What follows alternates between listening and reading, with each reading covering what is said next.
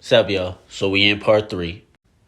Picking up at verse 51, he says, "Behold, I tell you a mystery. We will not all sleep, but we will all be changed in a moment, in the twinkling of an eye, at the last trumpet. For the trumpet will sound, and the dead will be raised incorruptible, and we will be changed."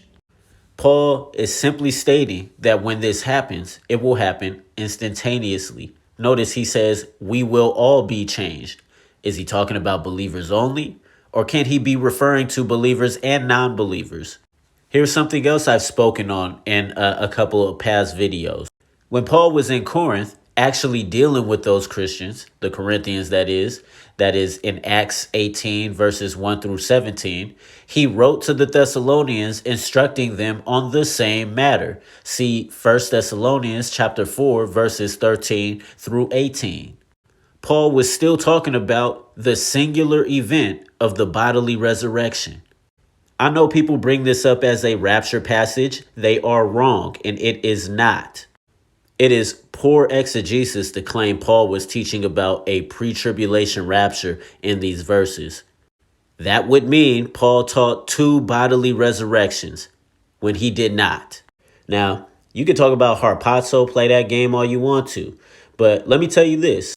When Thomas Ice had the opportunity to bring that up against Gary DeMar as they were debating over over Matthew 24, he didn't bring that up.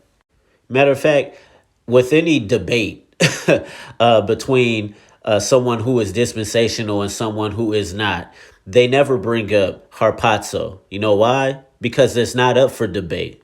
No one on a scholarly level argues for harpazo being the rapture. Rapimur is simply the Latin translation of the word harpazo. What people have done is come along 1800 years later and try to make a teaching out of a word. And that is not right.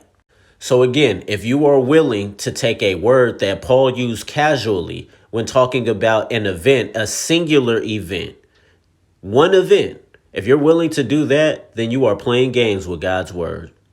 And you really shouldn't be on the internet promoting this idea, especially if you can't even argue from the actual language. Verse 53, "For this corruptible must put on the incorruptible, and this mortal should put on immortality. But when this corruptible puts on the incorruptible, and this mortal puts on immortality, then will come about the word that is written, death is swallowed up in victory. O death, where is your victory? O death, where is your sting?" This confirms the fact that Paul believed the bodily resurrection meant the end of all things. He did not believe that there was another period of time that happens after the resurrection. This also is consistent with John's writing in Revelation 20. Paul already said earlier that Christ is reigning now in fulfillment of Psalm 110. He says that earlier in 1 Corinthians 15. And that he must do so until he has put all his enemies in subjection to him. That's what it means to make his enemies a footstool under his feet or for his feet. It just means that his enemies are bowing in subjection to him. The last enemy to be abolished is death. And as of now, people still die. Therefore, death is still reigning. Going to a funeral of a family member or a friend means that death is still reigning. To bring it back to verses 53 through 55, Paul is concluding his point that when the mortal body puts on immortality, then will death itself be judged. This is consistent with what John sees in Revelation chapter 20. I will catch you guys in part 4. Deuces.